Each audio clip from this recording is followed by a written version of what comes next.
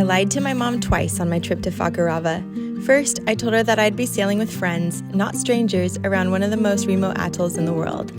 Second, I told her that the 700 sharks I planned to scuba dive with were all vegetarians. She believed them both.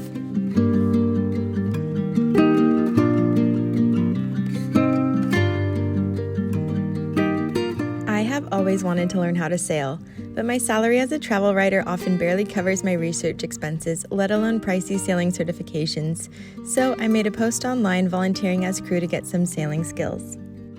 My post was quickly answered by Sean, the captain of a 42-foot catamaran. I later learned that Sean was not his real name, but Sean and another crewmate would be sailing around Fakarava. I booked a flight and lugged 20 pounds of boat repair supplies to help fix the catamaran's broken rudder. The captain picked me up, and he was covered neck to toe in tattoos. His crewmate made her money by paddling from yacht to yacht selling tattoo services. Funnily enough, she'd never actually tattooed him. They'd recently come to French Polynesia after a 41-day crossing across the Pacific Ocean, and while I wasn't a stranger to saltwater myself, there was a stark contrast between their skills and mine. We spent our first day snorkeling and paddling from sailboat to sailboat, saying hello to fellow sailors. I spent the rest of my free time wondering if I should get a tattoo. And while it was nice to enjoy the wispy white sand beaches, the clear water, and lounging around with fellow sailors, I knew there was more to see underneath the sea's surface, specifically hundreds of gray reef sharks.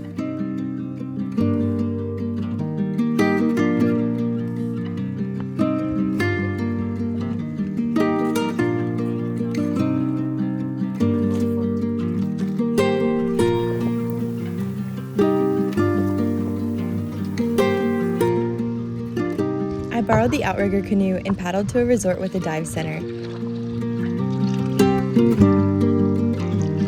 Just paddled 45 minutes to a little resort to see if they have scuba diving, but the dive boat is out today, so it's time for the paddle back to the sailboats. Then I left a note with my equipment size and asked if they could pick me up at the catamaran the next day. To my surprise, a dive boat appeared with gear and took me to Fakarava's South Pass.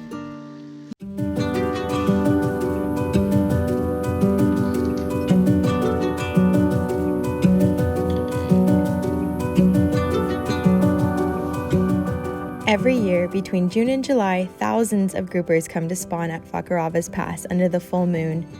I guess it's kind of romantic.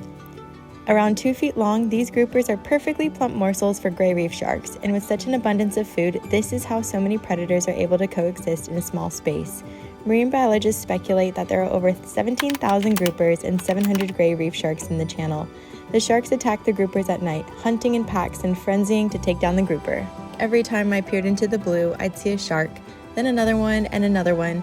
Despite the sheer number of them, there was no frenzy to see here. And while I've gone on plenty of shark dives around the world, I loved this one for how natural it felt. No cages, no bait, no artificial sounds to attract them. It was just us and the sharks coexisting.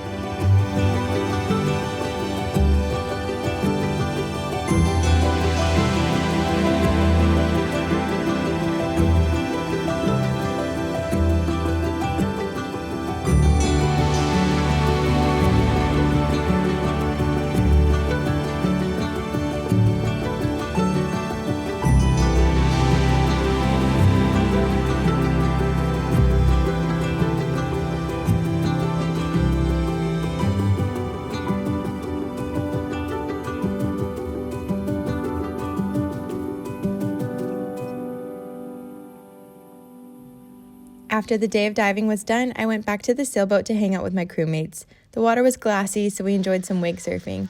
I will say that seeing all those sharks inspired me to pop up quickly after I fell and not do any moves that'd make me fall, lest I turn into a fishing lure.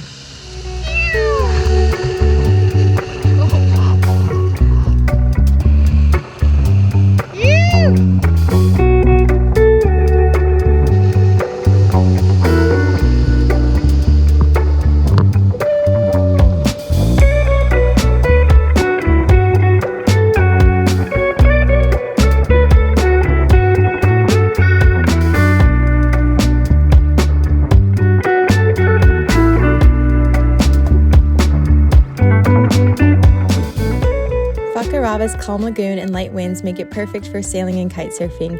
In the equatorial heat, kite surfers inflate their kites and cruise over the cool, flat water. Once the sun goes down, most of the sailors paddled ashore to drink cold beers, stargaze, and build bonfires. It's a type of life I could easily get used to, and with every hour I was here on Fakarava, my laptop seemed to sink deeper and deeper into my backpack, burying itself under bikinis and snorkeling gear.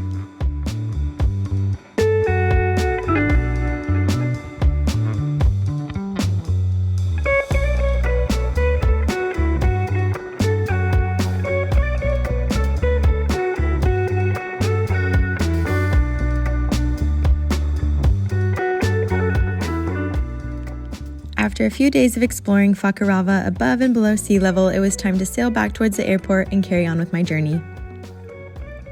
I've detailed every tip I have for traveling to Fakarava in my guidebook, Moon, Tahiti, and French Polynesia, which is linked in the description below. And if you're visiting any other islands, be sure to check out our other videos.